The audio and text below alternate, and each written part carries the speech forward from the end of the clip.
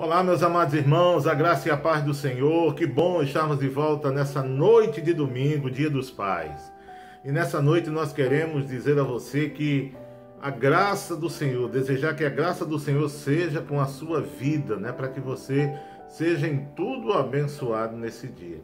Então, hoje nós teremos uma noite assim maravilhosa, nesse culto em que estaremos aqui realizando em homenagem aos pais, mas a homenagem maior é ao nosso Deus que nos fez, aquele que nos criou, aquele que nos sustenta dia após dia. Que a graça do Senhor Jesus Cristo possa ser abundante na sua vida e que você venha a ser grandemente abençoado, ricamente abençoado, em nome de Jesus, tá bom?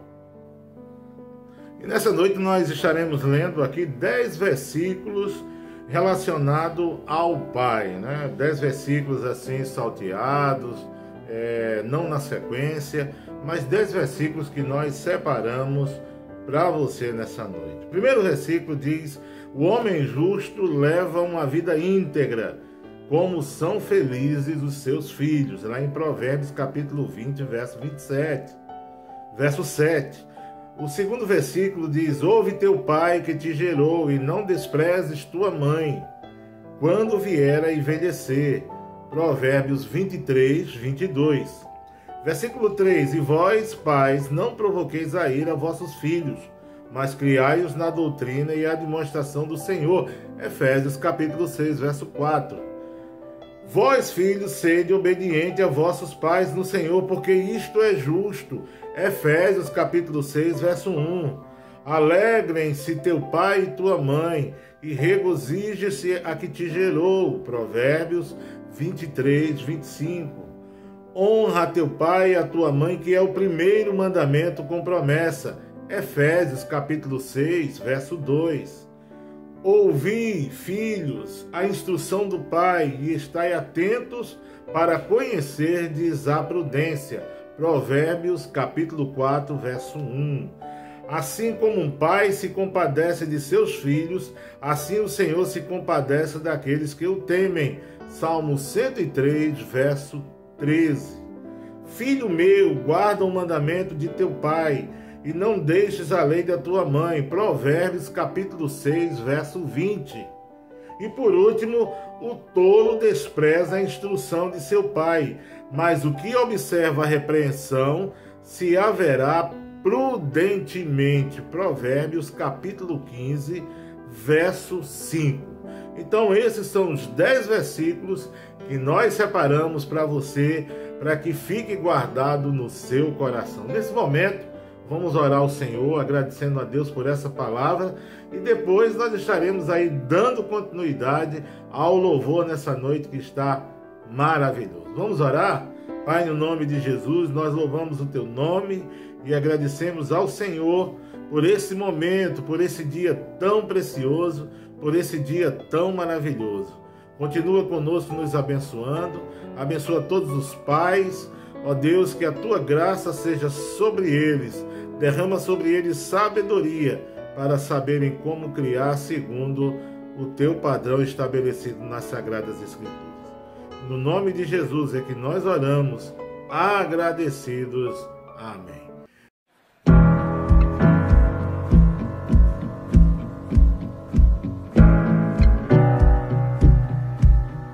Eu olho para a cruz, e para a cruz eu vou, do teu sofrer participar, a tua obra vou cantar. Meu Salvador na cruz mostrou o amor do Pai, o justo Deus.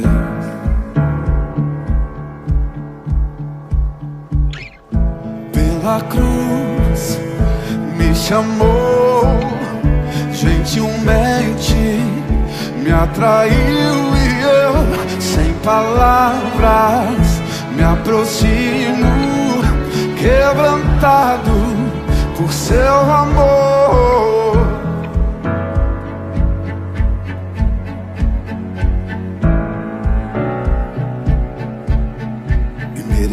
da vida, de graça recebi, por sua cruz, da morte me livrou,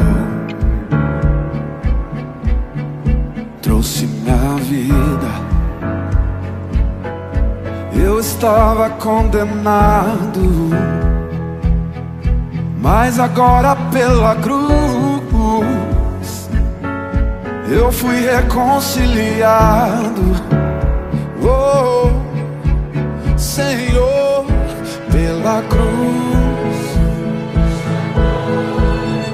gentilmente me atraiu e eu me aproximo, quebrantado por seu amor. Pela cruz me chamou, gentilmente me atraiu e eu, sem palavras, me aproximo, quebrantado por seu amor. Impressionante é o seu amor.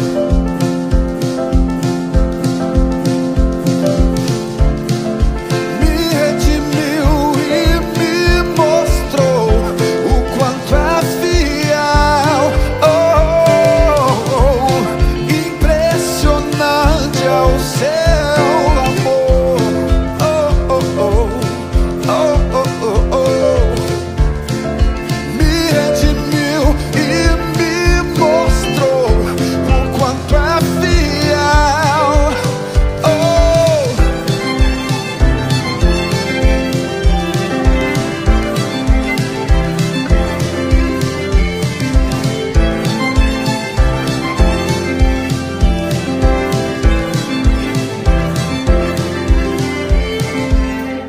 pela cruz me chamou,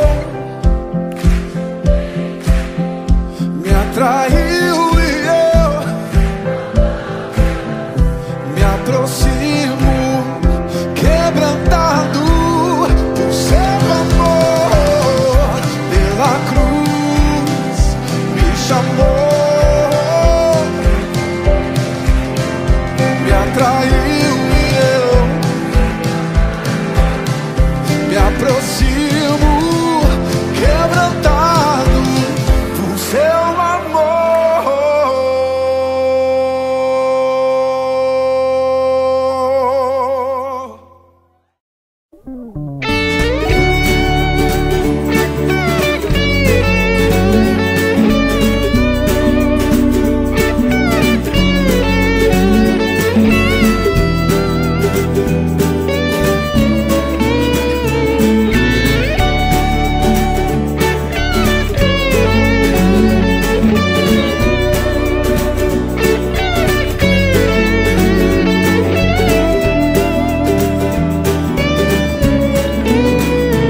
Abba, Pai, faz do meu país um lugar para o mundo inteiro ser feliz.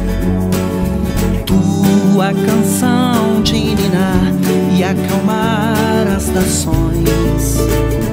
Abba, Pai, luz que nos conduz e clareia toda a América do Sul.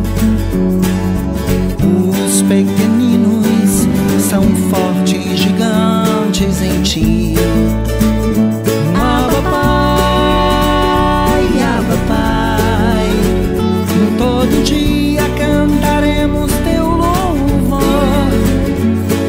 Somos passarinhos, Jesus nosso ninho de amor. Abba, Pai, nada pode ser melhor que te adorar e pelas ruas levar os teus olhos de cura. Abba, Pai,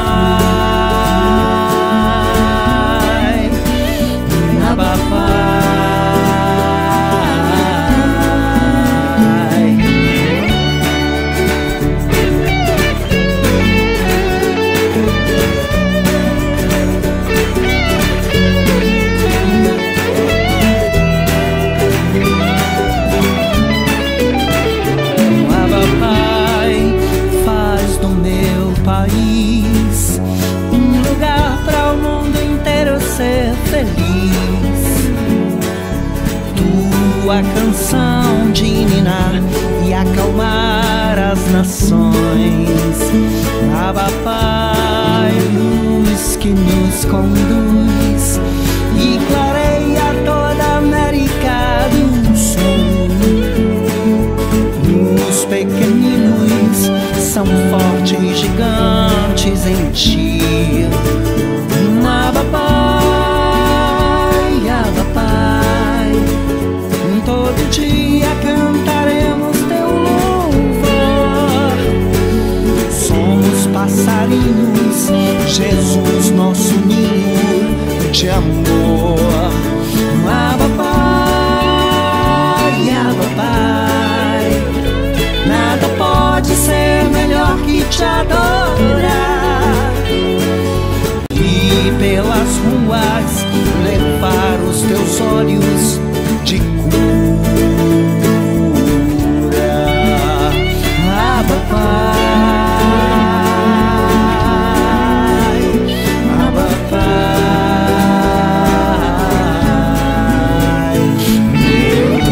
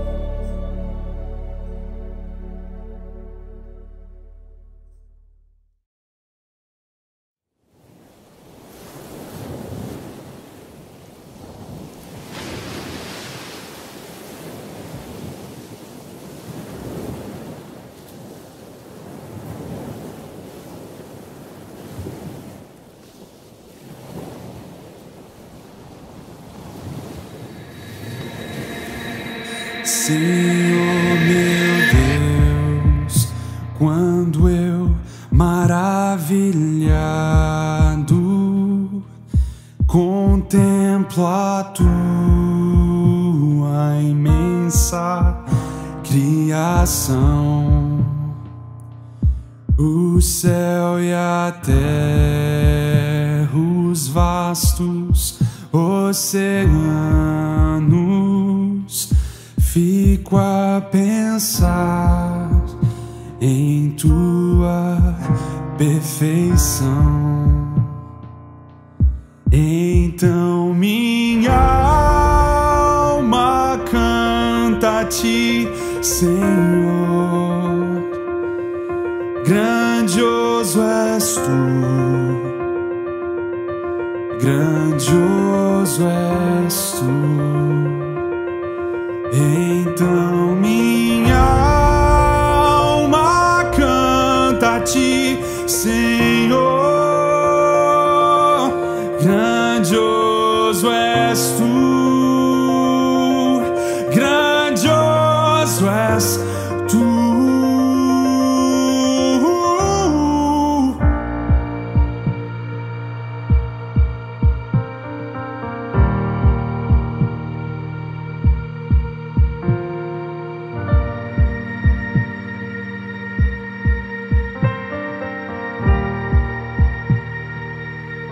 Ao caminhar nas matas e florestas, escuto as aves todas a cantar, olhando os montes, vales e campinas.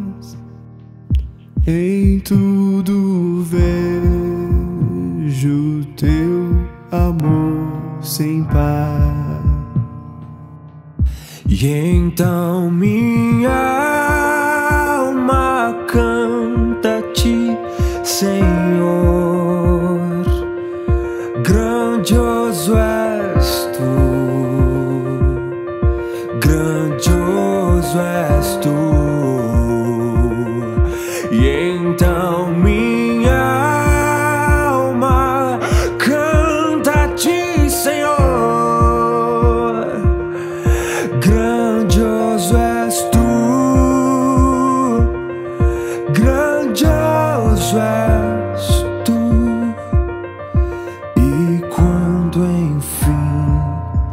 Jesus vier em glória e ao lar celeste então me transportar, adorarei prostrado para sempre. Grandioso és tu, meu Deus, irei cantar. Então minha alma canta a ti, Senhor. Grandioso és tu, grandioso és tu. E então minha alma canta a ti, Senhor. Grandioso és tu, grandioso és tu.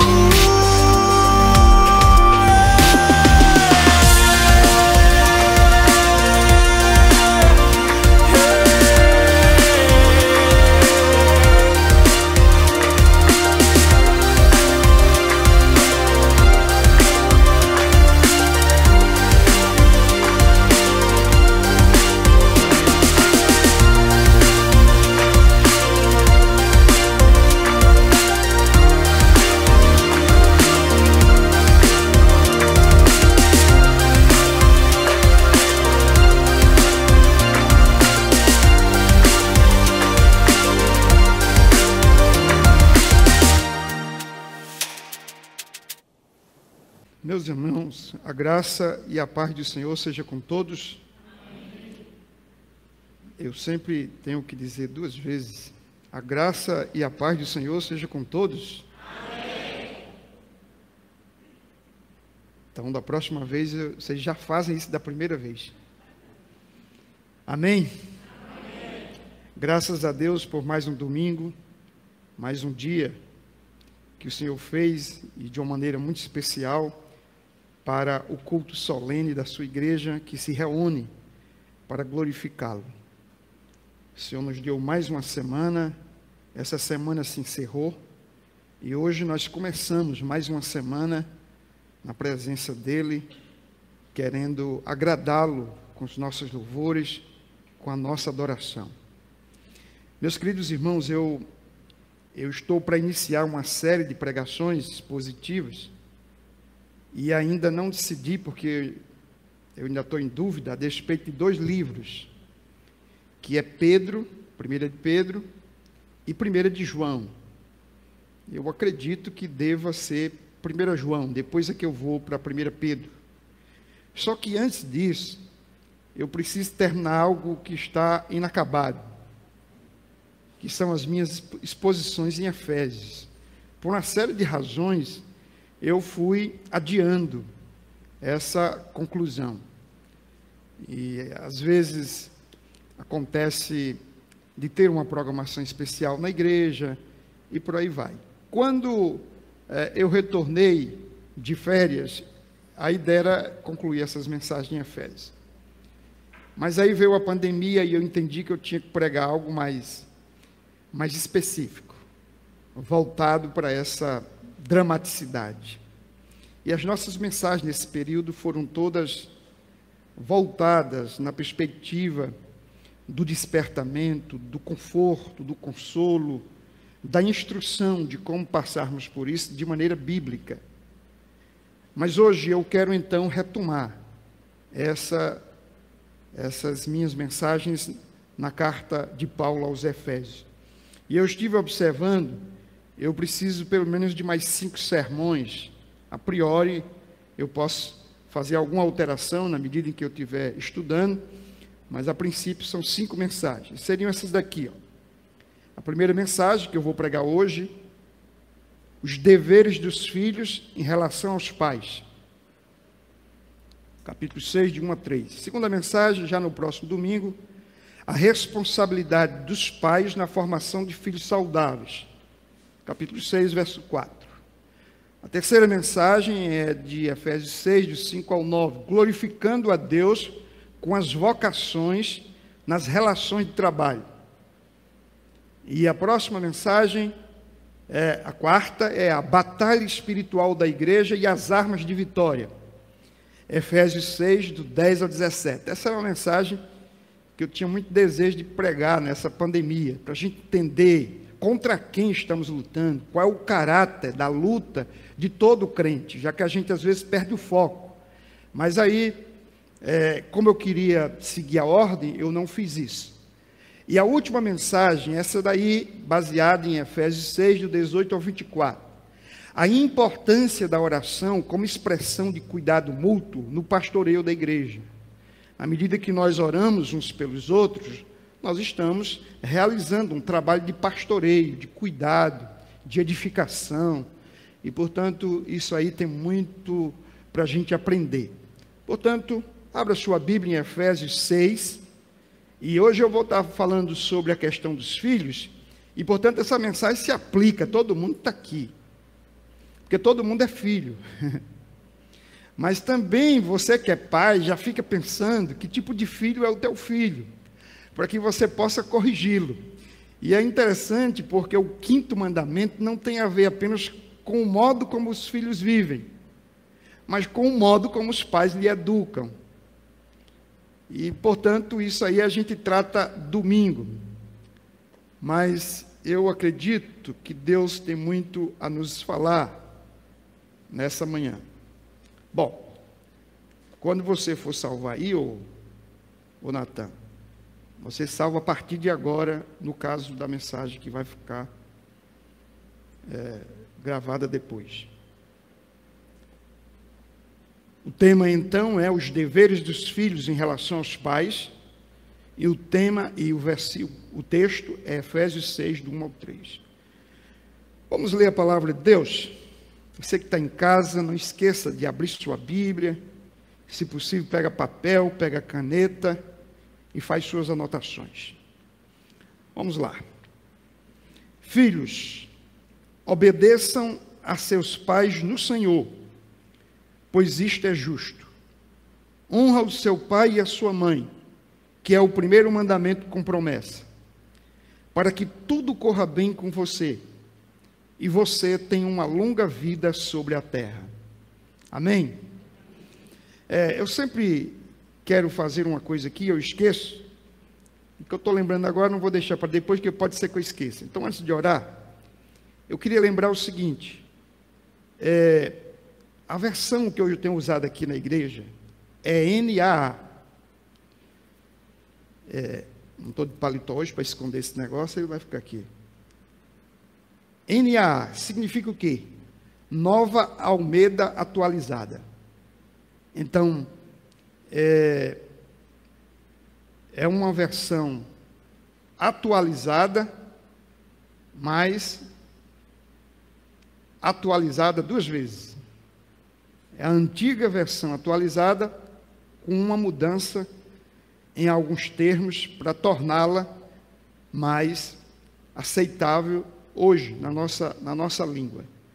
Então, eu quero encorajar você, quando você for comprar uma Bíblia nova, a comprar essa versão. Ela é extremamente aceita, porque ela não é uma versão linguagem de hoje, que se distanciou muito do texto original, mas ela pega alguns textos como impudicícia, e ela dá um outro sentido. Então tem uns versículos aí bem difíceis da gente entender se a gente olhar para essa linguagem antiga.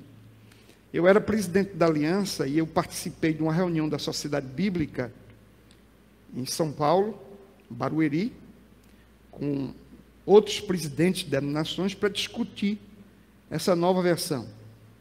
Eu acho que isso foi em 2008, 2009, e desde o ano passado que essa versão está disponibilizada à Igreja do Senhor. Vamos orar. Ó Deus, nós queremos te agradecer pela tua palavra que foi lida, pedir que o Senhor nos conceda graça aos nossos corações, possamos aprender de ti segundo o trabalho do Espírito Santo em nós. Prepara os nossos corações, nos ajuda naquilo que seremos exortados.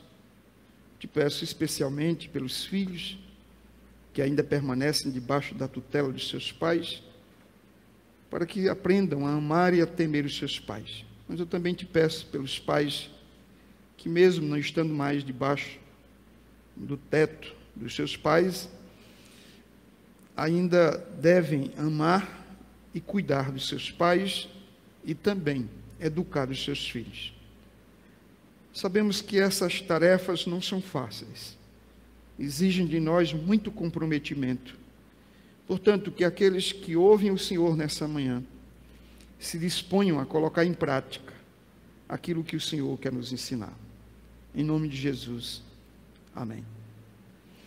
Meus queridos, eu vou introduzir essa mensagem assim como eu fiz quinta-feira passada, falando aqui de família, numa live que eu fiz para os atletas cristãos de Pernambuco.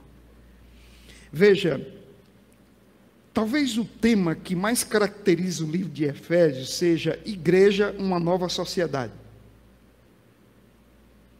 E querendo Deus trazer à existência uma nova sociedade dentro de uma sociedade corrompida, Ele fez algumas coisas. A primeira delas é que antes da fundação do mundo, Ele elegeu pecadores para a salvação. Ele os predestinou segundo o beneplácito da sua vontade. Ele traçou um plano em que Jesus viria ao mundo para redimir esses pecadores. Posteriormente, Ele enviou o Espírito Santo para que o Espírito Santo habitasse em nós, posterior ao ato de regenerar e de selar, tornando-se Ele o penhor da nossa salvação. Tudo isso Ele fez para o louvor da sua glória. Isso está no capítulo 1. O capítulo 2 mostra que tudo isso é obra da graça. Nós estávamos mortos em nossos pecados, éramos por natureza filhos da ira, e não tínhamos condição nenhuma de responder ao chamado de Deus, a menos que o próprio Deus nos inclinasse segundo o poder da sua graça. Então Ele nos ressuscitou dos mortos, juntamente com Cristo, e pela graça sois salvos. Isso não vem de vós, é dom de Deus, não vem das obras, para que ninguém se glorie. E como é que Ele fez isso? A segunda metade do capítulo 2 e o capítulo 3 mostram que Ele fez isso revelando o mistério que estava oculto. Ou seja, fazendo com que o Evangelho se tornasse conhecido e acessível aos gentios. E aí Ele quebrou a parede da separação e fez entre gentios e judeus um só povo. Aí Ele nos uniu, fez de nós uma nação, uma família, um edifício espiritual. Enviou dons, aliás, concedeu-nos dons para que fôssemos edificados como igreja aqui na terra. E aí entra o capítulo 4 com os seus ministérios. E na segunda metade do capítulo 4, até a primeira metade do capítulo 5, você vai ver que tudo o que Deus faz pelo Espírito Santo é nos exortar para que sejamos despojados do velho homem, para que apliquemos essas verdades à vida e vivamos de acordo com o Evangelho. Abandonemos o pecado, deixemos as obras da carne. E Paulo então conclui essa primeira parte do capítulo 5 de Efésios, dizendo que nós devemos ser cheios do Espírito Santo, porque de outra maneira nós não podemos viver de maneira compatível a essa nova sociedade. Vamos ser sempre seduzidos pelos velhos costumes da velha sociedade. Não viveremos de acordo com a nova natureza, com a nova vida, com o novo homem, porque estaremos sempre sujeitos à velha natureza, às obras da carne. E aí Paulo diz uma coisa, dentre outras, que o que caracteriza uma pessoa cheia do Espírito Santo é o que está aqui no capítulo 5 e o verso 21. Veja na sua Bíblia. Capítulo 5, verso 21. Sujeitem-se uns aos outros no temor de Cristo. Veja, o que Paulo está dizendo no verso 18. Se caracteriza pelo que está no verso 21, do 19 ao 21, mas eu não tenho tempo para falar de tudo, estou colocando o verso 21. Em seguida, ele pega esse verso 21 e aplica aos relacionamentos. Em outras palavras, uma pessoa cheia do Espírito Santo é uma pessoa que se relaciona atentando para o princípio da submissão mútua. E aí Paulo vai escolher 3 tipos de relacionamentos em que essa vida da nova sociedade vai se caracterizar conforme esse poder do Espírito Santo. E aqui nós encontramos o que se chama de ética doméstica. Depois de falar da ética da igreja de um modo geral, no capítulo 4 e 5, Paulo fala agora de uma ética doméstica, ou seja, a maneira como devemos nos comportar no lar. E aí ele fala do relacionamento entre a mulher e o marido. A mulher deve submeter-se ao marido e o marido deve amar a sua esposa. E aí ele fala do relacionamento entre os filhos e os pais, que é o que eu vou falar hoje. Os filhos devem se submeter aos seus pais e os pais devem tratar os filhos de maneira que não provoquem eles a ira, ou que não provoquem a ira deles. E o terceiro tipo de relacionamento que ele vai tratar é no âmbito do trabalho. A maneira como você tem que agir com suas responsabilidades no ambiente de trabalho e a maneira como os patrões devem tratar esses empregados. Está tudo aí. Isso é o que vai definir uma nova sociedade. Mas, queridos, o 5º mandamento é o que está sendo proposto aqui. Honrar pai e mãe é um dos ensinos mais recorrentes em toda a Bíblia. Você vai encontrar através de narrativas, mandamentos e instruções. Honrar pai e mãe é uma doutrina que não diz respeito apenas ao relacionamento privado entre pais e filhos, mas que trata do modo como a gente vai se relacionar por toda a vida, nas diversas áreas. O modo como um filho reage ao 5º mandamento será determinante para o seu relacionamento com Deus, para o seu relacionamento com as autoridades que Deus constitui na escola, na igreja e no Estado. Todo mundo aqui que já foi professor de crianças na escola ou na igreja mesmo, sabe que o filho vai refletir o grau de obediência que ele tem aos pais em casa, de respeito e reverência, ele vai refletir aqui na igreja ou em qualquer outro lugar. Quando você vê uma criança problemática que não quer se submeter ao professor, é porque ele tem problema aqui em casa, na educação dele. Isso é tão certo como 2 mais 2 são 4. Portanto, o 5º mandamento vai determinar como é que alguém trata o professor, o pastor, o prefeito, o governador, o presidente, os ministros do Supremo, qualquer outra autoridade. Por mais que você não concorde, você vai ser uma pessoa que entende que ali tem uma autoridade que merece respeito e que merece honra, independente se ela não é do seu espectro político. Você honra as autoridades porque é um mandamento. Não é porque é a mesma coisa, você deve honrar o seu pai e a sua mãe, não porque você gosta de tudo que eles fazem.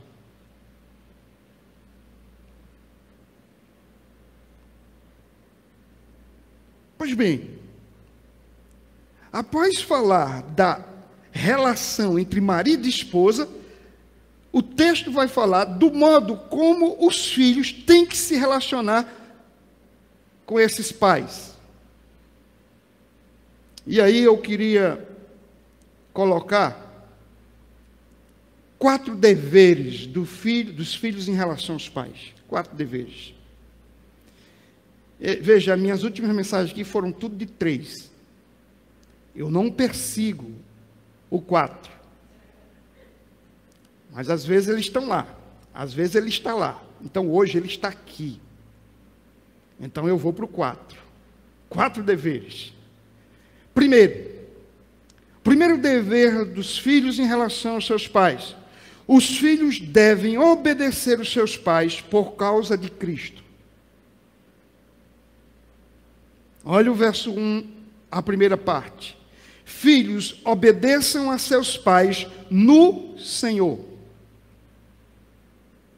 Filhos, obedeçam aos seus pais, porque você está em Cristo. E aqui a ideia é que Paulo enviou essa carta, e os pais estão reunidos com seus filhos, a carta vai ser lida, e os filhos vão ouvir a leitura dessa carta, e então eles vão ouvir o seguinte: filhos, obedeçam a seus pais no Senhor. Você que está aí sentado, e você que está em casa, você deve atentar para isso. O Senhor está dizendo para você: seja alguém que obedece aos seus pais, porque você está em Cristo. Por causa do Senhor, a quem você ama e teme, ame e tema e obedeça aos seus pais. Queridos, eu quero que vocês tenham a expressão no Senhor como o mais importante aqui nesse tópico.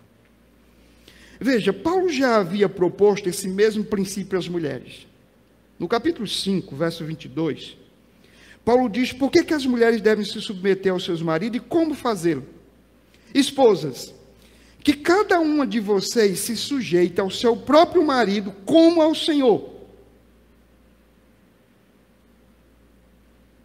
No capítulo 6, ao se dirigir aos empregados, aos escravos, ele apresenta essas expressões 3 vezes. No verso 5 ele diz que eles devem fazer isso assim como a Cristo. No verso 6 ele diz, como servos de Cristo. E no verso 7 ele diz, como se servissem ao Senhor. Então, por que as mulheres devem se submeter? Como ao Senhor. Por que os filhos devem se submeter? No Senhor. E os empregados, assim como a Cristo, como servos de Cristo, como se servissem ao Senhor. O que Paulo está fazendo aqui? Ele está aplicando o verso 21 que a gente acabou de ler. E o que é que diz o verso 21 mais uma vez? Sujeite-se um aos outros no temor de Cristo. Ou seja, o que é que fica claro aqui? Paulo não acredita que uma mulher consiga submeter-se ao marido, que um filho consiga se submeter ao pai e à mãe, ou que um empregado se submeta ao seu senhor de maneira correta, de modo que Deus se agrade e seja glorificado, a menos que ele considere o fato de que ele está em Cristo. Ele nunca vai frear suas próprias paixões e suas inclinações de rebelião, de vontade própria, de autonomia, de desejos carnais, se não for por causa de Cristo.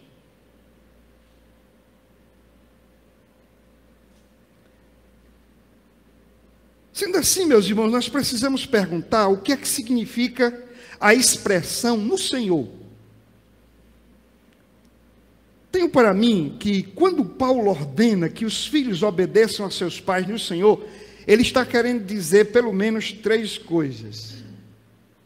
Primeiro, uma vez que os filhos amam e se submetem ao Senhor, eles não podem deixar de obedecer os seus pais. Do contrário, eles seriam filhos ímpios e rebeldes. Observe, o que Paulo está dizendo é o seguinte: você é crente, você obedece a Deus, você teme a Deus, você ama a Deus. Como você pode deixar de obedecer os seus pais? Isso é incompatível com sua fé. Como é que você pode ser crente na igreja e não ser crente em casa? Como é que você resiste à autoridade dos seus pais e ainda assim você diz que está debaixo da autoridade de Cristo? Segundo, uma vez que os filhos estão debaixo do governo e do senhorio de Cristo, eles devem aceitar o governo dos seus pais como uma extensão do governo de Cristo sobre suas vidas. Ou seja, qual é o modo que Deus escolheu para exercer sua autoridade na vida das crianças e dos jovens. Para os adolescentes não imaginar que eu esqueci, vocês também estão incluídos aqui. Como é que Deus decidiu que vai governar sobre os filhos? Deus decidiu que governaria sobre os filhos através dos pais. Desde já entenda isso, a autoridade que o seu pai tem sobre você é uma autoridade dada por Deus.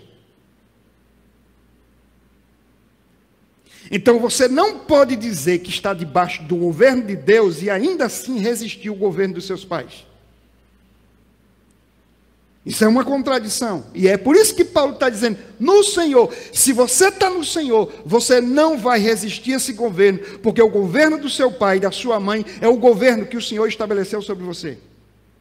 Ah, mas meu pai tem isso, minha mãe tem aquilo. Não importa, é o governo de Deus. Naquilo que eles erram, eles respondem diante de Deus, mas não cabe a você usurpar esse governo, nem se rebelar contra ele. Simples assim.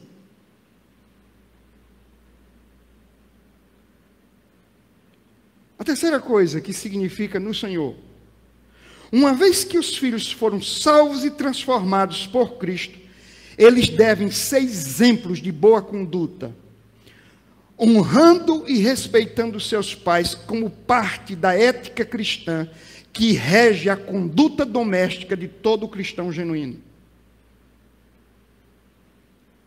Ou seja, o que Paulo está dizendo? Você faz parte de uma nova sociedade. Você foi eleito. Você foi regenerado. Você foi conduzido diante de uma ética, de uma nova moral, de uma conduta e de um comportamento que são diferenciados em relação ao mundo. Você é alguém que tem o Espírito Santo e que deve ser cheio do Espírito. Você deve se esvaziar de si mesmo, do velho homem, se revestir do novo, e esse novo homem precisa estar cheio do Espírito Santo. E enquanto tal, isso significa estar em Cristo, você vai refletir isso em sua vida. E sua vida começa especialmente no lar. Como dizia um puritano, a primeira enfermaria, a primeira escola, a primeira igreja de uma criança é o lar. Então, o primeiro professor, o primeiro médico, o primeiro pastor é o pai e a mãe. Ou são os pais e as mães. Amém? Ou seja, Paulo está partindo do pressuposto de que esses jovens, esses filhos, para quem ele está escrevendo, são membros dessa nova sociedade. Foram transformados pela graça, alcançados pelo poder de Deus. E, portanto, eles já venceram a carne, o diabo e o mundo. E isso fica muito claro no que, quando João escreve a sua primeira carta, que ele se dirige a grupos diferentes de pessoas, e quando ele se dirige aos jovens, ele parte desse pressuposto. Ele se dirige aos filhos de um modo geral. Veja, 1 João capítulo 2, versos 14 e 15. Atente para o que está escrito aqui. Crianças, eu vos escrevi porque conheceis o Pai. Pais, eu vos escrevi porque conheceis aquele que é desde o princípio. Jovens, eu vos escrevi porque sois fortes, e a palavra de Deus permanece em vós, e já vencestes o maligno. Verso 15. Não ameis o mundo, nem o que nele há. Se alguém ama o mundo, o amor do Pai não está neles. Veja, ele usa 3 expressões aqui: crianças, pais e jovens.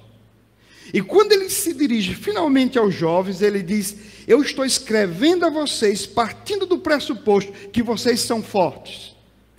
E fortes aqui não é que vocês têm músculos, que vocês têm muita energia. Fortes é que vocês são capazes de resistir ao pecado. Ou seja, e por que ele diz isso? Porque a palavra de Deus permanece em vocês e vocês já venceram o maligno. E se a palavra de Deus está em vocês e vocês venceram o maligno, significa dizer que vocês não podem amar o mundo nem aquilo que há no mundo, porque se alguém ama o mundo, o amor do Pai não está nele. Então, qual é a lógica aqui de Paulo dizer, olha, obedeçam aos vossos pais no Senhor, obedeçam aos vossos pais como alguém que reconhece que o governo de Cristo está na sua vida e que ele se revela através da autoridade dos seus pais. Façam isso partindo do pressuposto de que você é uma nova criatura. E a sua conduta no lar, e sobretudo a partir do lar, é diferente. E por isso, não convém que você seja um crente na igreja e um filho rebelde em casa. Isso é uma contradição. Amém. Eu diria que mais do que qualquer pastor, são os pais, as pessoas mais capazes para discernir se o seu filho já teve um encontro com Cristo e se ele de fato nasceu de novo. Se ele ainda é um filho de Adão, ou é de fato um filho do último Adão, Cristo Jesus. Se ele revela amor a Deus, capacidade de devoção, de ler a palavra, de orar, ou se ele ainda é um amante das coisas desse mundo. E você deveria ficar extremamente preocupado se você não encontra sinais, evidências da nova vida na vida do seu filho.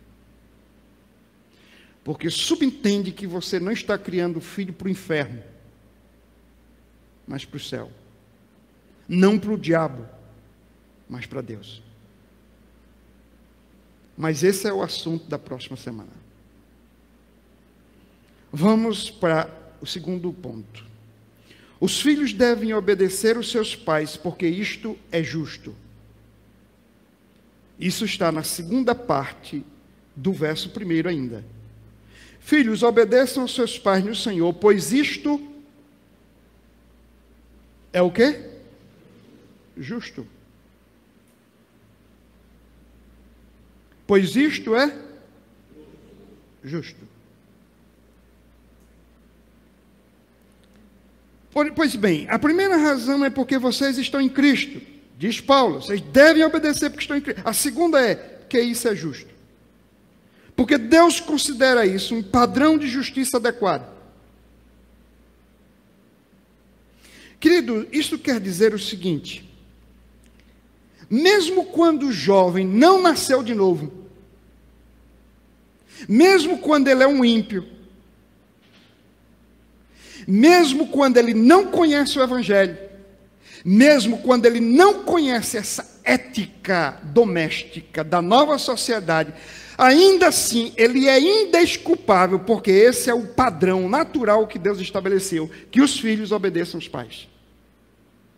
A ideia, isso é justo, é o que na Idade Média ficou conhecido como justiça natural. Deixa eu explicar isso aqui, eu preciso que você preste muita atenção, para que você não perca o fio da meada.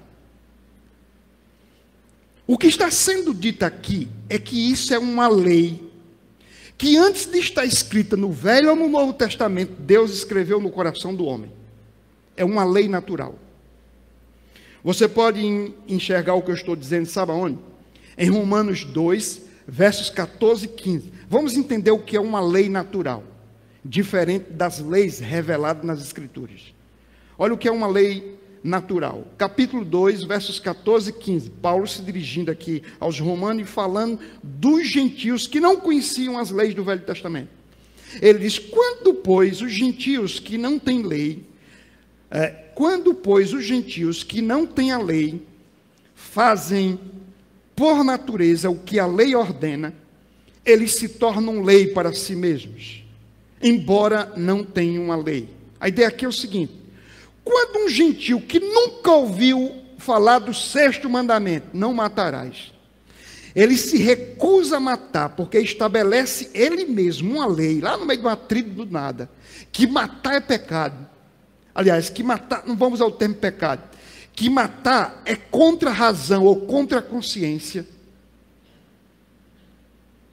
Esse gentio que não conhece a lei está concordando com a lei que, apesar de ser desconhecida, a mente dele lhe revelou, a consciência dele atestou. Então ele termina transformando a lei, faz do homem que não conhece a lei de Deus uma pessoa indesculpável, porque apesar de não ter essa lei nas suas mãos, Deus a escreveu na própria consciência. Veja o verso 15. Estes gentios, mostram a obra da lei gravada no seu coração. A lei está gravada no seu coração, o que é confirmado pela consciência deles, a própria consciência atesta, e pelos seus pensamentos conflitantes, que às vezes os acusam e às vezes defendem. Pois bem, o que Paulo está dizendo é que, embora Deus não tenha dado a sua lei aos gentios, porque a deu somente aos judeus, os gentios são indesculpáveis. Primeiro, no capítulo 1, ele diz porque tem a revelação da natureza. Segundo, agora ele diz porque as leis estão gravadas, registradas, escritas no seu próprio coração, na sua própria mente. De modo que quando eles fazem o que é errado, de alguma maneira, tem algo neles dizendo, está errado. Então, o que a Idade Média chamou de justiça natural em relação à obediência dos filhos aos pais, é dizer que a obediência dos filhos aos pais também é uma lei natural, que Deus escreveu no coração. E você quer uma prova disso? A obediência aos pais está presente em todas as civilizações, em todas as culturas, sem exceção. Você não vai encontrar uma cultura, uma civilização, a mais remota de todas, que não trate sobre a questão da obediência aos pais. Por exemplo, Confúcio defendia abertamente que os filhos deveriam enaltecer, honrar os seus pais. E a influência de Confúcio está presente entre japoneses, coreanos e chineses, de modo que nessas e outras nações você tem a ideia de que os filhos devem temer e obedecer os pais.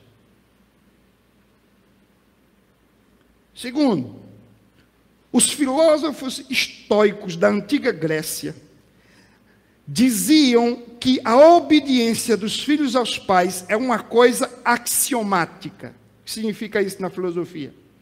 Significa alguma coisa inerente à própria natureza. Faz parte da natureza humana, ou faz parte da natureza de um filho, obedecer ao pai. Ou seja, para os estoicos, a obediência dos filhos aos pais é algo irrefutável, indiscutível, fora de qualquer discussão. Isso é uma norma imposta pela própria natureza, porque isso é inerente ao ser humano. Terceiro, os romanos. Os romanos entendiam que a obediência dos filhos aos pais é uma coisa para a vida toda. Eles entendiam que um filho só se emancipava em relação aos pais quando os pais morressem. Tinha esse negócio de 18 anos, 21 anos, ou qualquer outra coisa. Eles estavam debaixo da autoridade dos pais enquanto os pais vivessem. Observe, eu estou dando 3 exemplos para dizer o seguinte: a obediência dos filhos aos pais, conforme Romanos capítulo 2, 14 e 15 nos mostra, e Paulo está colocando aqui com esse termo, isto é justo, isso é o padrão de justiça da própria natureza. Isso pode ser visto nas mais diferentes culturas e civilizações. Aí você diz, o que é que isso tem a ver? Por que Paulo está dizendo isso? Paulo está dizendo o seguinte: ora, Se entre os pagãos, se entre os idólatras, se entre as pessoas que cometem todo tipo de perversão sexual, que adoram todos os tipos de deuses, e que vivem toda a prática de violência, se entre eles existe a consciência de que obedecer aos pais é um padrão natural, é uma lei universal, por que que você que é crente, que está em Cristo, faria o contrário? Paulo está colocando à prova exatamente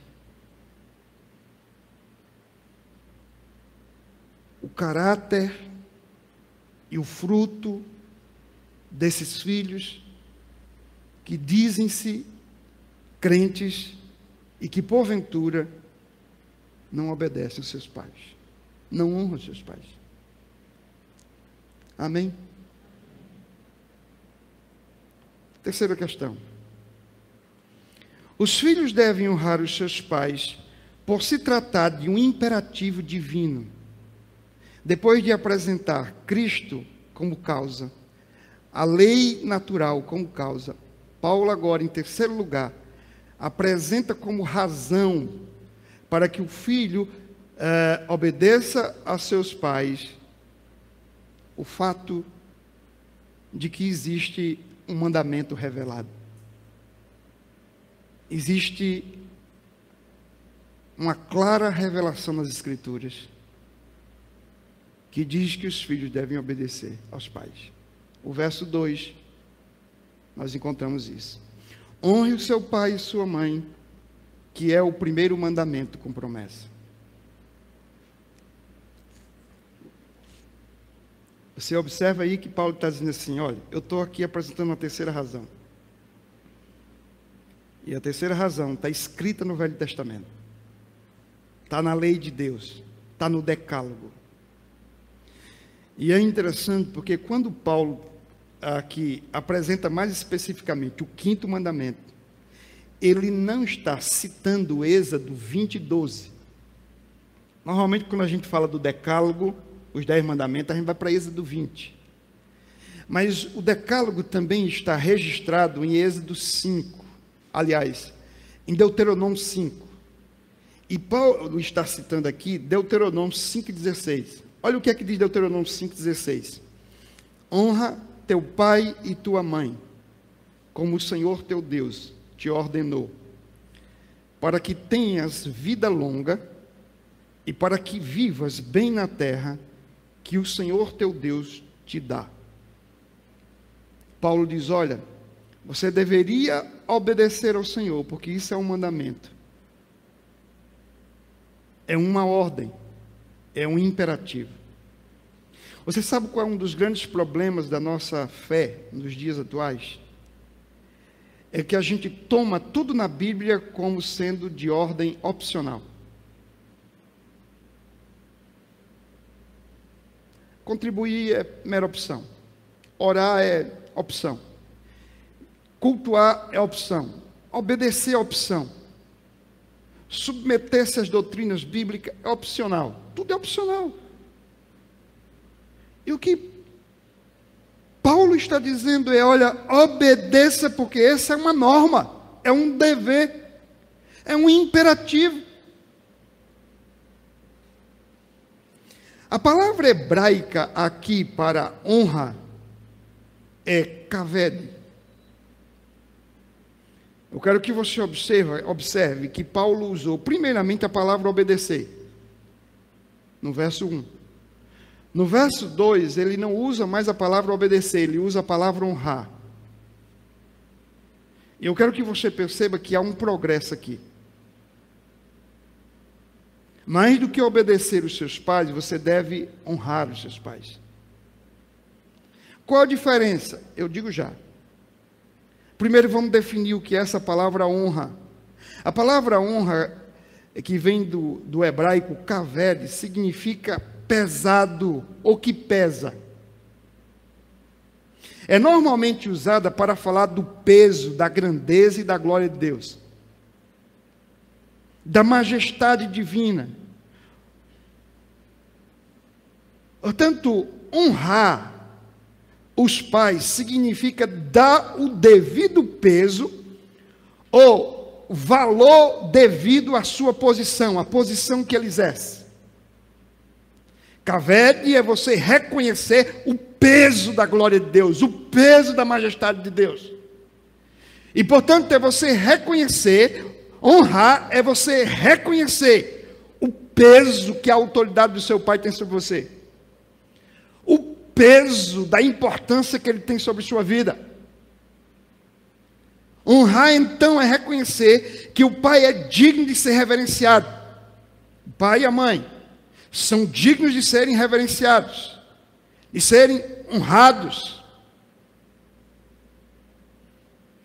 E aí, ouça o seguinte: honrar é mais do que obedecer. Por quê? Porque obedecer é lei, honrar é graça. Alguém pode obedecer sem que o coração seja grato. Mas para você honrar uma pessoa, você tem que ter gratidão. Você tem que ter amor. Você tem que ter alegria. A obediência é você obedece por causa da necessidade que você tem.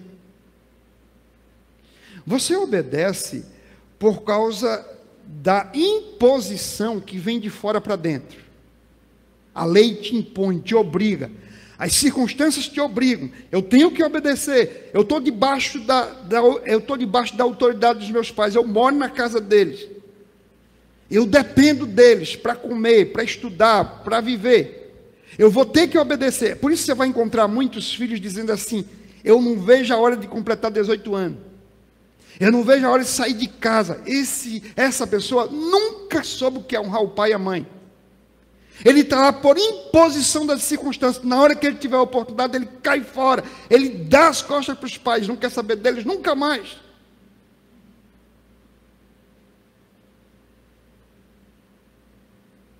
É muito difícil você achar que um casamento dá certo quando alguém diz: eu estou casando porque eu quero sair de casa.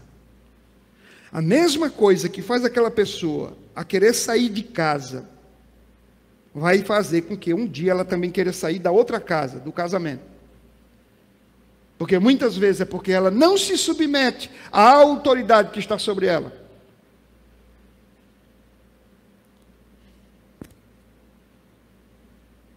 Portanto, o que é honrar? É reconhecer, é reverenciar, é respeitar, é amar, é ser grato. E o texto está dizendo: honre o teu pai. Mas, Senhor, por que eu vou honrar? Porque é um mandamento bíblico, o Senhor não perde, Ele ordena. Mas o meu pai, olha, tem isso, tem aquilo, minha mãe é um problema. Não importa, honre. Porque se você honrar o seu pai e a sua mãe, você está honrando o governo de Deus. Aqui presta atenção numa coisa muito importante.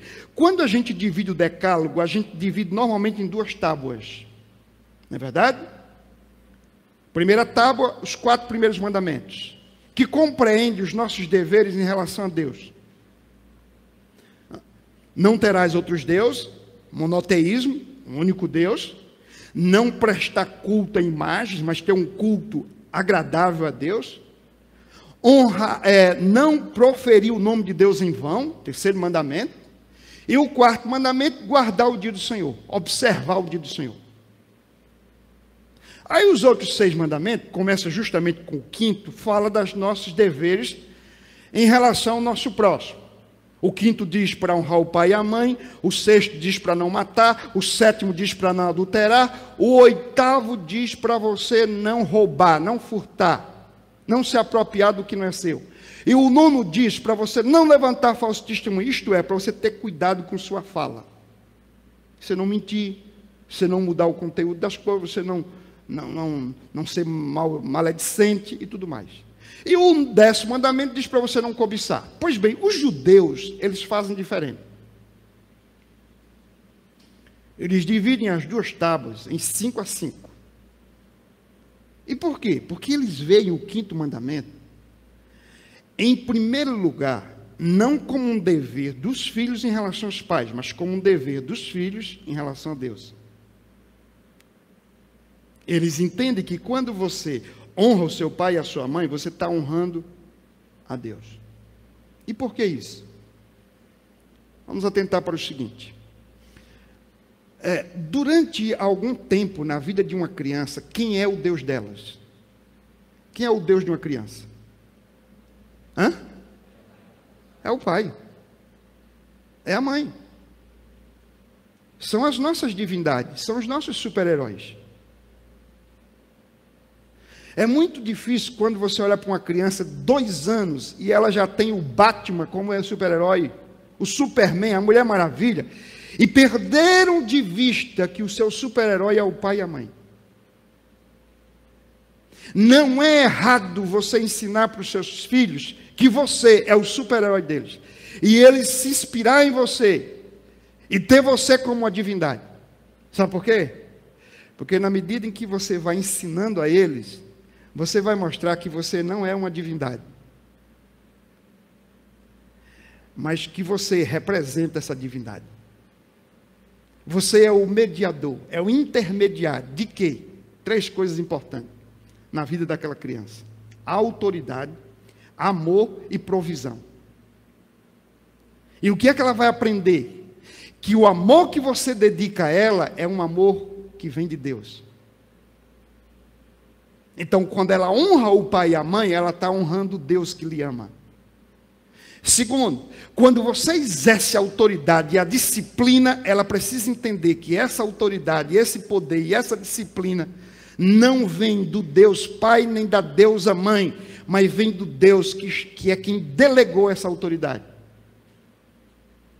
Terceiro, quem é que bota o pão dentro de casa? Quem compra a roupa, o tênis, a sandália, o relógio, o celular?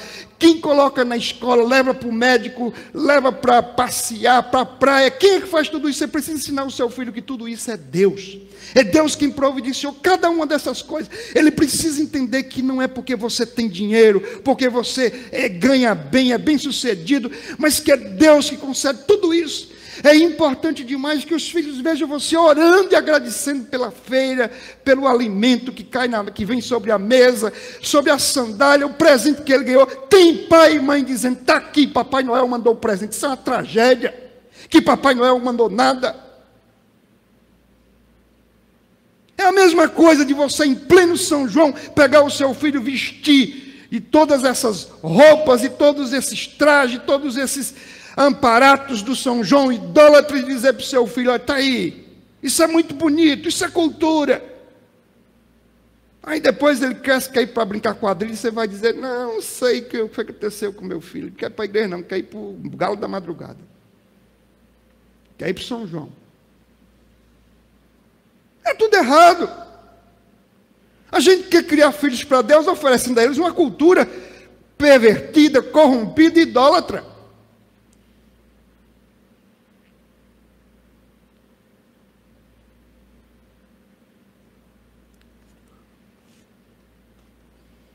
Pois bem, o 5º mandamento, segundo os judeus, está em primeiro lugar para Deus do que para o homem. Uma criança que decide não obedecer o seu pai e a sua mãe está desonrando a Deus. E presta atenção, você vai ver isso na próxima semana. Se você compactua com a desonra do seu filho, você está sendo conivente. Deus está te reprovando, porque você não está ensinando o seu filho a reconhecer o que é amor, autoridade e providência como atos da soberania e da graça dele. Gente, tem gente criando filho aí que diz que o mundo gira em torno do filho. Você sabe, esse mandamento aqui, se fosse escrito hoje, dizia: pais, cuidado para você não fazer nada que desagrade o seu filho. Ou então, filhos, não admita quando o seu pai lhe contrariar. Se imponha, grite mais alto. Filhos, vocês é que governam. É só você aprender a chantagear. É só você usar a natureza adâmica. Filhos, vocês têm recursos.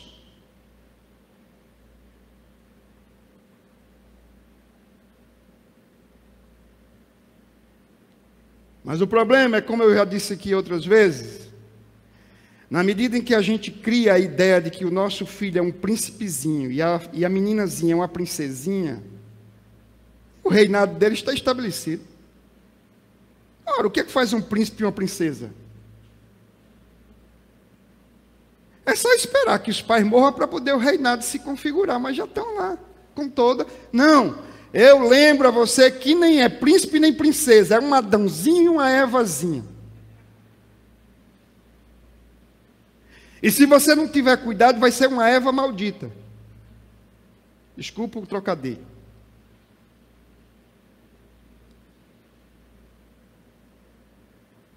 Você quer ver uma coisa a respeito do que estou dizendo sobre os judeus? Eles entendiam perfeitamente que quando um filho desonra o pai e a mãe, eles estão desonrando a Deus por uma razão simples. A pena imposta na lei, no contexto da aliança, para um filho que desobedecia o pai, não era ficar de castigo, era a pena de morte. Olha aí na sua Bíblia, Levíticos 19:3. Cada um de vós respeitará sua mãe e seu pai, e guardareis os meus sábados. Eu sou o Senhor vosso Deus. Olha aí, qual é a ideia que Deus está colocando? Cada filho vai obedecer o pai e a mãe, 5º mandamento. Guardará o sábado, 4º mandamento. E por que farão isso? Porque eu sou o Senhor vosso Deus. Não está dizendo, cada filho vai obedecer o pai e a mãe, porque o pai e a mãe são gente boa. Porque eu sou o Senhor seu Deus. Seu pai não é bom? Pois eu sou. Faça por minha causa. Faça porque eu estou mandando.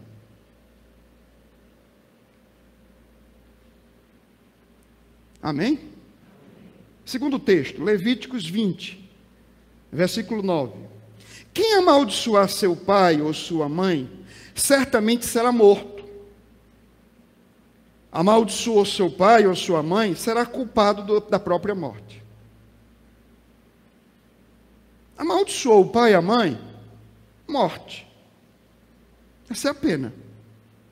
Deuteronômio 21, do 18 ao 21, aqui entra umas questões bem interessantes. Se alguém tiver um filho teimoso e rebelde, que não obedece às ordens do pai nem da mãe, e que ainda que o castiguem, não lhes dá ouvidos, seu pai e sua mãe o pegarão e o levarão aos anciãos da sua cidade, à entrada do lugar onde moram, e dirão a eles: este nosso filho é teimoso e rebelde, não obedece às nossas ordens, é um libertino e bêbado. Então todos os homens da sua cidade o apedrejarão até a morte.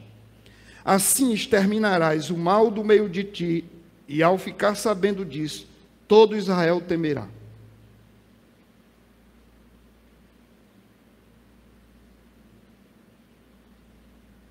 Você quer ver uma coisa? Por que é que às vezes a gente perde muitas famílias na igreja?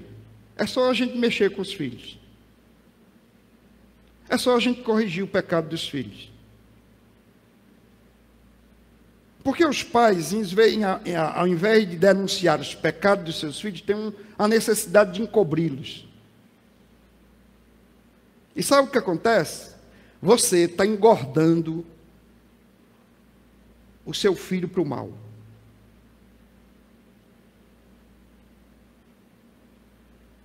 Portanto, reverenciar os pais significa reverenciar a Deus. Desonrar os pais é desonrar a Deus.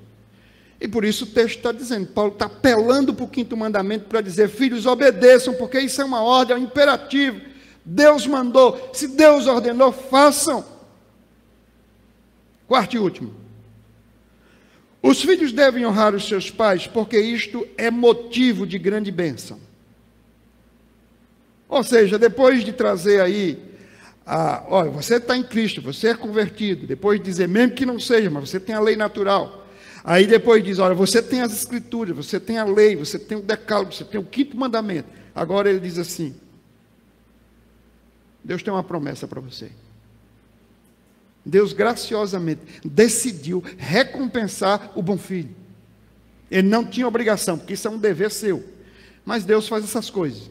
Ele decide abençoar a gente, galardoar a gente por aquilo que é uma obrigação nossa. Verso 3.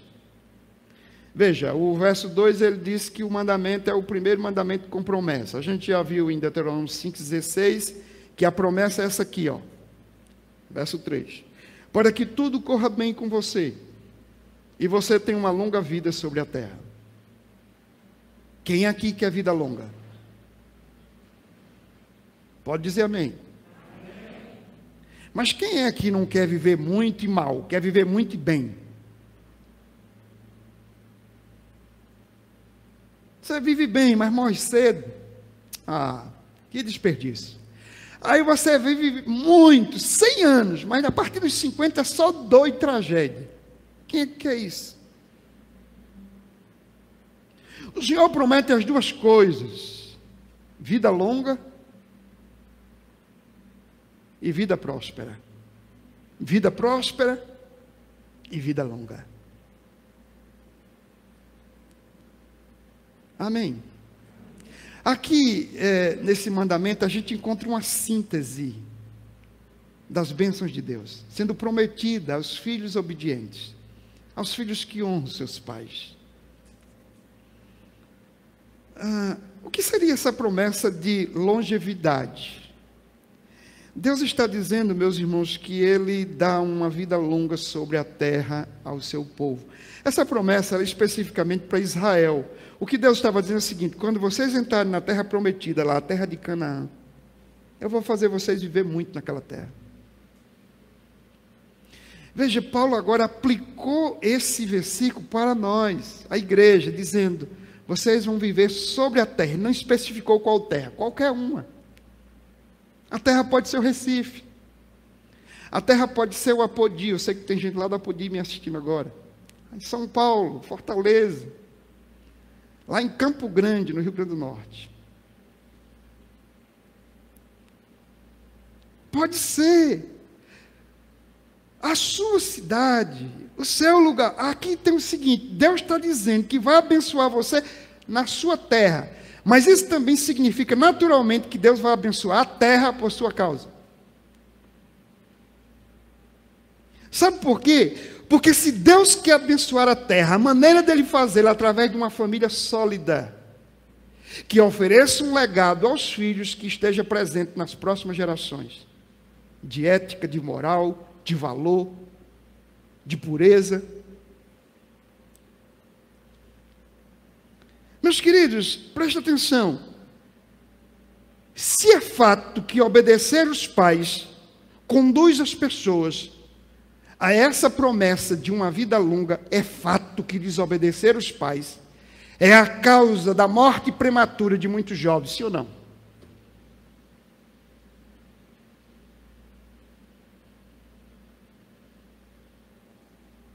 O cara que vive num ambiente marcado por drogas e crimes, qual a probabilidade dele viver 50 anos? Quem já viu um bandido aposentado? Só os de gravata.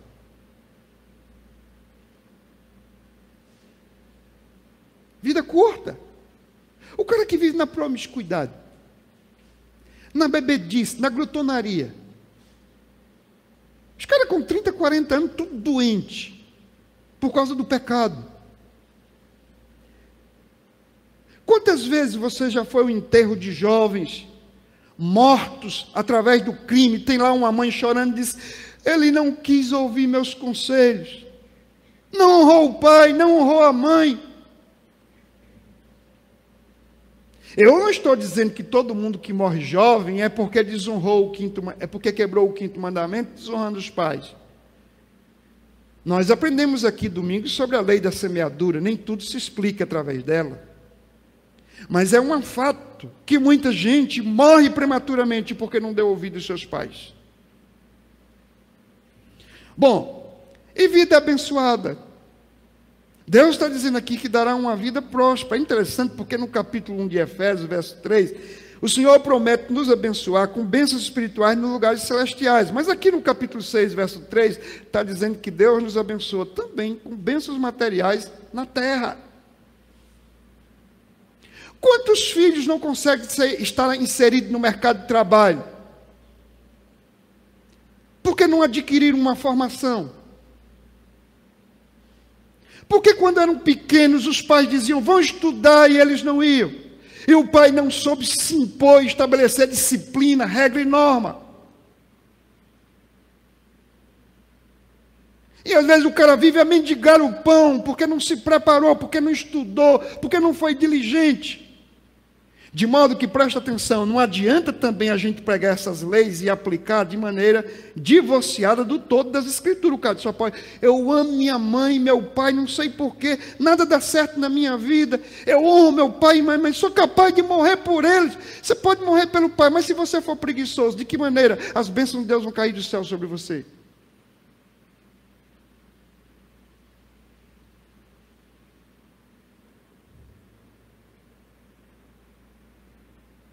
Então, queridos, o que eu quero dizer é que essas bênçãos se cumprem relativamente em nossas vidas. Há situações que Deus decide tratar de maneira diferente. Mas há um lugar em que essas bênçãos de longevidade e de prosperidade vão se cumprir na íntegra. É no novo céu e nova terra. Lá eu vou ter vida longa.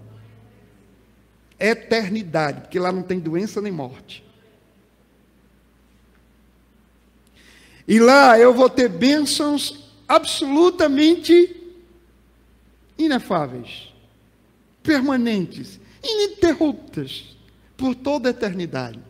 O Senhor está dizendo aqui no Velho Testamento, quando vocês entrarem na terra que eu prometi, vocês gozarão de longevidade e vida próspera. Agora Ele está dizendo para a gente, quando vocês entrarem na terra prometida, na Nova Jerusalém, vocês terão longevidade e vida próspera.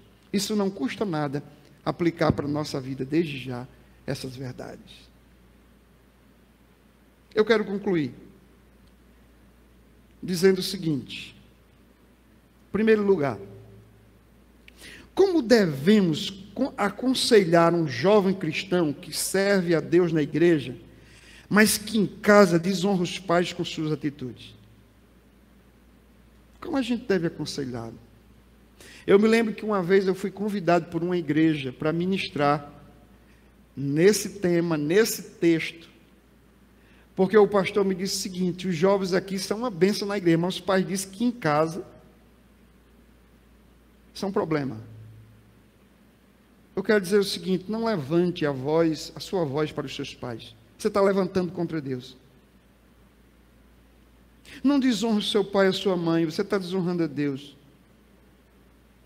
Revele o cristianismo e a devoção que você tem por Deus, honrando o seu pai e a sua mãe. E meu último conselho a respeito disso é: reavalie a sua vida e pergunte para Deus se você já se converteu.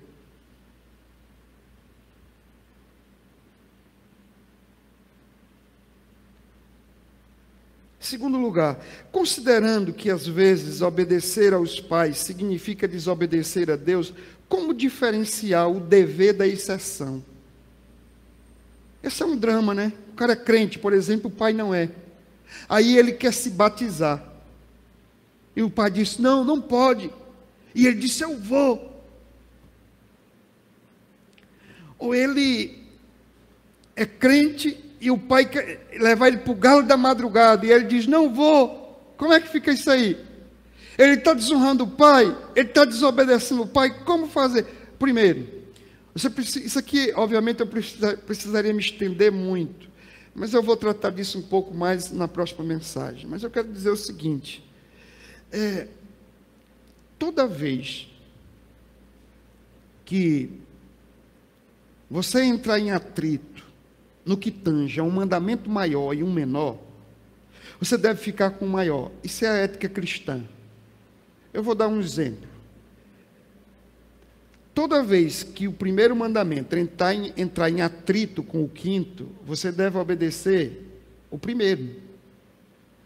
Toda vez que o que o seu pai te induz a fazer desonra a Deus, você vai ter que ficar com Deus. E por isso entra aquela frase de Pedro: importa obedecer a Deus que os homens. Esse mesmo princípio se aplica para a nossa relação com as autoridades eclesiásticas, com as autoridades do magistrado, do magistério e da política. São 4 níveis de relacionamento fora da igreja, fora da família: igreja, escola, magistrado e os políticos. Em todas essas áreas, você precisa perguntar: de que maneira, se eu fizer isso, eu estou desonrando a Deus? Então vamos para aquele exemplo. O filho disse: eu sou crente, ele tem 17 anos, tem 13 anos, não sei quantos anos ele tem, e ele disse: eu me converti, e vai ter batismo na minha igreja, eu vou me batizar. A pergunta é: o pai está dizendo que não. O pai disse: eu nasci católico, vou morrer católico, e você não vai se batizar. Filho meu vai ter que seguir o meu caminho. O que você acha que o filho deve fazer? Eu entendo que ele não deve se batizar. Sabe por quê? Porque ele pode se batizar depois. Ele pode esperar. E se ele honrar o pai, fazendo ali o que o pai está pedindo, talvez ele consiga quebrantar o coração do pai e até o pai veja Cristo na vida dele. Agora vamos pensar o seguinte: o pai diz: você vai agora sair, você completou 18 anos, 17 anos, sei lá, eu vou levar você para conhecer mulher. Já vê esse costume? É muito próprio no interior. O pai leva o filho para um bordel para ele se prostituir. O que é que ele vai dizer? Eu não vou. Ou seja, é mais fácil você deixar de fazer o que é certo do que você fazer o que é errado. Porque, e esse certo aqui você pode fazer depois, no caso do batismo. Agora, você não pode ir pelo caminho do pecado, porque isso aí afeta seu compromisso com Deus. Está vendo o equilíbrio? É a mesma coisa de uma moça e um rapaz. Você é crente, seu pai é contra o seu casamento e você diz: vou casar de qualquer maneira. Cadê a bênção do seu pai e de sua mãe? Por que você não espera? Por que você não dialoga? Por que você não ora até que Deus convença-os a permitir que você case, visto que Deus pode fazer isso? Mas também por que não enxergar na oposição dos seus pais um sinal que Deus está dando para dizer: esse casamento não deve acontecer? É preciso pensar nessas coisas.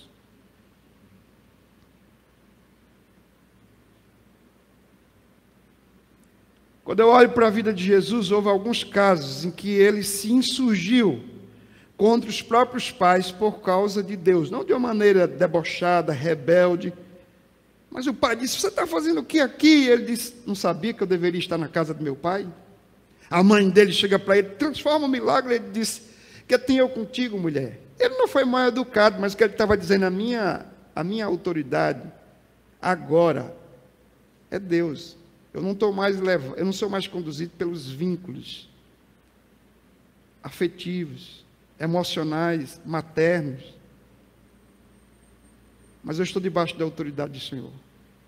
A minha hora não é mais a hora da minha mãe e do meu pai, a minha hora é a hora do Pai, Deus.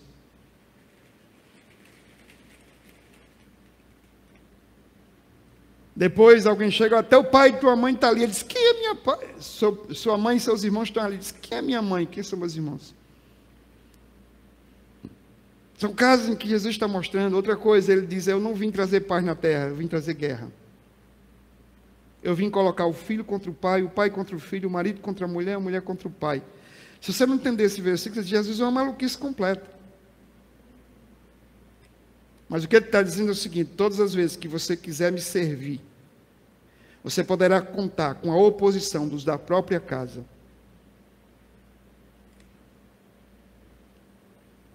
E você vai ter que fazer uma escolha. Ok. Terceiro lugar. Visto que Deus promete uma recompensa aos filhos que honram seus pais, de que maneira eles devem se apropriar dessa promessa?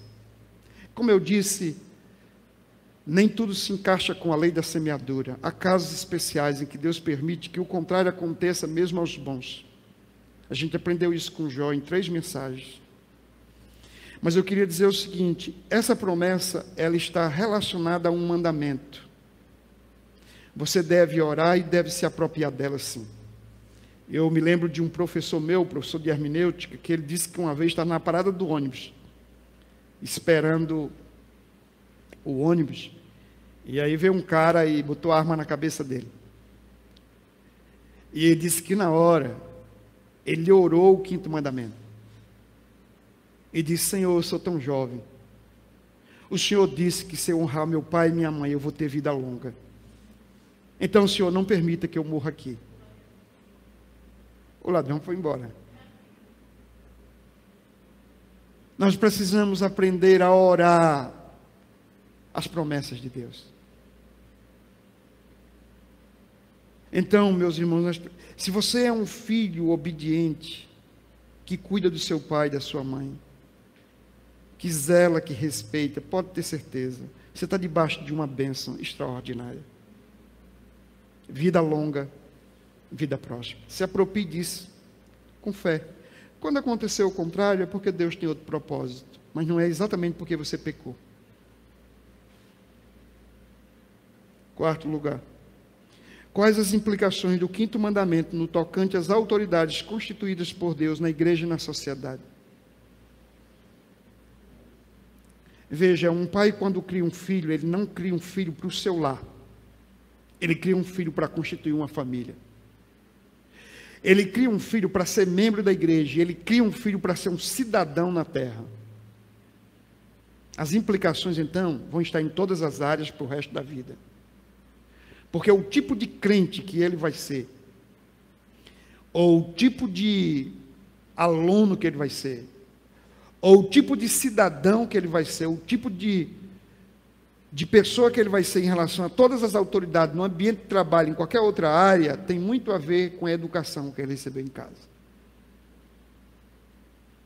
Tem pessoas que se convertem à fé, mas continuam com os mesmos hábitos e costumes herdados dos pais, porque é um legado maldito, que parece que está arraigado e não sai nunca.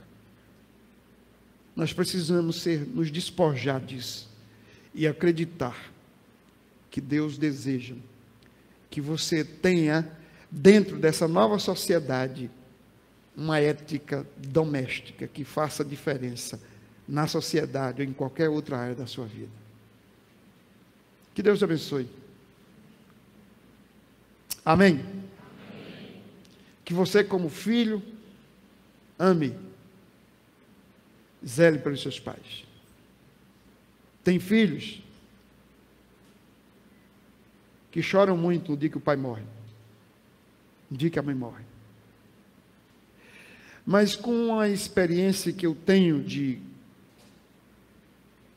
quase 30 anos de pastorado, frequentando cemitério, cerimônia fúnebres, eu tenho uma conclusão, e não quero dizer que ela é universal, ela se aplica a todos os casos. Mas normalmente eu fico sabendo que aquela pessoa que está chorando mais desesperadamente era o pior dos filhos. Sabe o que é aquilo? Remorso. Nunca deu um presente à mãe. Agora está chorando pelos presentes que não deu. Nunca ia visitar a mãe. Agora está reclamando porque a mãe está no cemitério. Nunca honrou o pai e a mãe. Nunca revelou carinho e afeto pela mãe nem pelo pai. Não deixe para você homenagear o seu pai e sua mãe quando estiver no cemitério. Essa homenagem não serve. Faça isso enquanto eles estão em vida. Amém.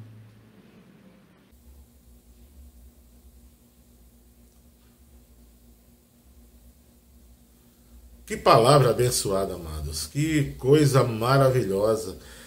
E com isso nós percebemos o cuidado de Deus para com a nossa vida. Como é bom poder servir ao Senhor. Como é bom fazer parte do seu reino. Como é bom ser seu filho. Não é? Como é bom ser filho de Deus. Então, Ele é o nosso Pai maior, Ele é o nosso Deus, é Ele que supre as nossas necessidades. Pai, nós te louvamos e te agradecemos, ó Deus, por esse momento, pela tua palavra que é rica e eficaz sobre a nossa vida. Que maravilha, que maravilha. Eu fui ricamente abençoado e sei que você também foi ricamente abençoado. Bem, nós já estamos chegando ao final, né, do culto comemorativo do Dia dos Pais nessa noite. E nós queremos fazer um convite a você para o próximo domingo estar conosco aqui no nosso canal, tá bom? Então, é simples, você assiste ao culto. Se você ainda não se inscreveu, você se inscreve, né? Se inscreve aqui abaixo. E depois você deixa lá o seu gostei, que é o like, como muitos falam, né? Para que nós venhamos assim ter um avanço no nosso canal e possamos realizar muito mais aqui no YouTube, tá bom? Então que Deus abençoe sua vida, que Deus venha estar derramando bênção sobre a sua vida de uma forma maravilhosa. Queremos agradecer aqui a Igreja Congregacional em Macapá, que tem sido uma bênção na nossa vida. Queremos agradecer a todos vocês que estão aí do outro lado nos assistindo. Que Deus abençoe, e não só assistindo, mas cultuando ao Senhor, participando. Que Deus abençoe a sua vida, que Deus abençoe a nossa vida e nos dê uma semana abençoada no nome de Jesus. Vamos orar? Pai, nós louvamos o teu nome e te agradecemos por essa noite, por tudo que aconteceu, por todas as bênçãos, por tudo aquilo que o Senhor promoveu para nós. Continua abençoando a tua igreja, continua abençoando o teu povo, ó Deus, e nós estamos aqui atentos, pedindo ao Senhor para voltarmos aos nossos cultos presenciais. Nos ajuda, Senhor, porque não é fácil estarmos afastados dos nossos irmãos. Mas espero que nessa semana agora nós tenhamos esse privilégio de estarmos voltando ao culto presencial. E nós só dependemos do Senhor para que isso aconteça aqui em nossa igreja. Muito obrigado por tudo, Senhor. Tudo isso nós oramos com gratidão, no nome do teu Filho, Jesus Cristo. Amém. Que a graça do nosso Senhor Jesus Cristo, o amor de Deus, nosso Pai, que a comunhão e as consolações do Espírito Santo seja com todo o povo de Deus agora e sempre. Amém. Que Deus nos abençoe e te dê uma semana ricamente abençoada no nome de Jesus. O vento soprou. A pregação trouxe consequências. Mas, mediante um propósito de Deus, o Evangelho chegou ao Brasil. E estamos aqui. Congregacionalismo Brasileiro. 165 anos. Uma história cheia da graça de Deus. Nossa live de aniversário diretamente da Igreja Evangélica Congregacional Pernambucana, com louvor do Ministério Local e mensagem do pastor Aurivan Marinho, no dia 19 de agosto, às 19 horas, em nosso canal do YouTube. Não perca!